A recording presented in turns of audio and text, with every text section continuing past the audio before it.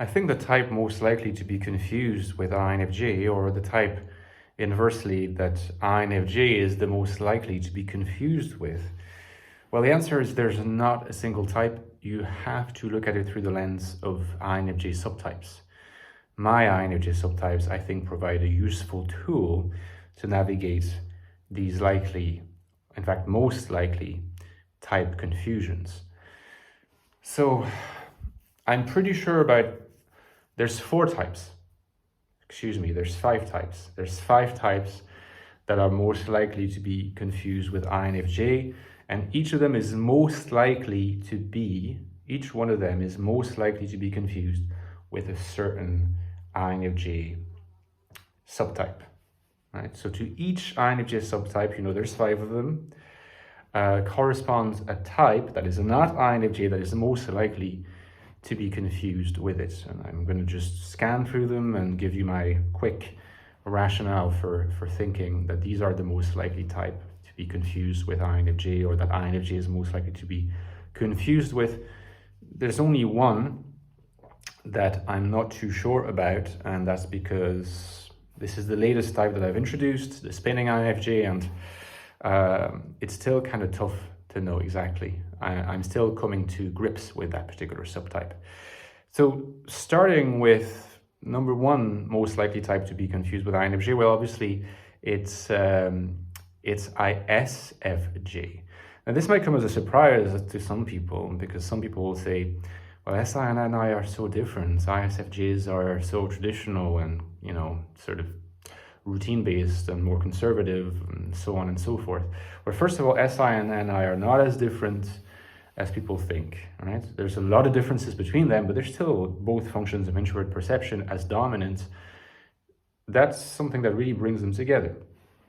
Now, the compliant INFJ is most likely to be confused with an ISFJ because they neutralize their introvert intuition to some degree, at least to the social world, in the name of belonging, in the name of acceptance, and so forth. Now, if they neutralize it and try to embrace a personality type in some sense that is, in their view, more agreeable and more common, inevitably you get ISFJ. Now, the solipsistic INFJ clearly most likely to be confused with INTJ, because their NI is very apparent, their FE is not. Their TI is apparent, but, like repressed FE plus prominent TI, I guess, can come across a little bit as a TFI axis. Also because these INFJs are the least likely to try to appear agreeable and nice to others. Not to say that INTJs are not kind people, but they're not overly concerned with trying to appear nice, okay? It's a virtue in many ways, and in the case of the solipsist, it's a virtue born out of probably a level of intra-psychic conflict that's quite high, but nevertheless. The secure INFJ most likely to come across as an INFJ. So in a sense, I guess I lied to you, there's only 4 types, because one corresponds to itself, it's completely self-accepting and so on. The spiritualized INFJ, I think, most likely to be confused with ENFJ because of their kind of crusading dimension, often present and not present in the, pardon me, I almost sneezed there, not present in the secure INFJ. Now, of course, a lot of spiritualized INFJs will also come across as INFJs, but if you had to pick one type they could be confused with, it would be ENFJ. And then finally, we have the spinning INFJ, the spinner. What's their type? What are they most likely to be confused with?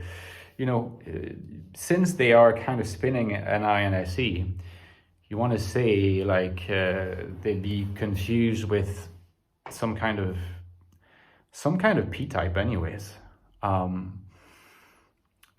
You see, it's very tricky because they both spin SE and NI, but also their functions of judgment are underdeveloped.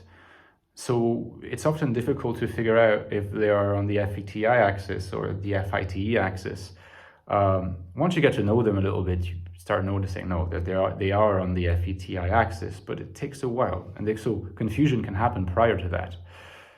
So is it ESFP? Is it ESTP? That sounds artificial. It sounds like a bit far-fetched to believe that they can be confused with ESFPs or ESTPs. I think they are probably likely to come across as lots of different possible types, but in a kind of vague and sort of mingled kind of sense, and not necessarily just one type. You know, I think at one time they will appear INFJ, other times they'll appear much more SE oriented, like maybe ISTPs. But ISTPs doesn't really work because TI dominance, you know, they have underdeveloped TI. So I think they navigate they navigate the function hierarchy that you find in like beta types, let's say INFJ, ENFJ, ISTP, STP, and the gamma types, INTJ, well, not ENTJ for sure, but INTJ, ISFP. You know, maybe ISFP is another, maybe ISFP in fact could be the most likely type that they'd be confused with. So you keep the introversion, the SE is higher up, and there's uncertainty around the functions of judgment axis.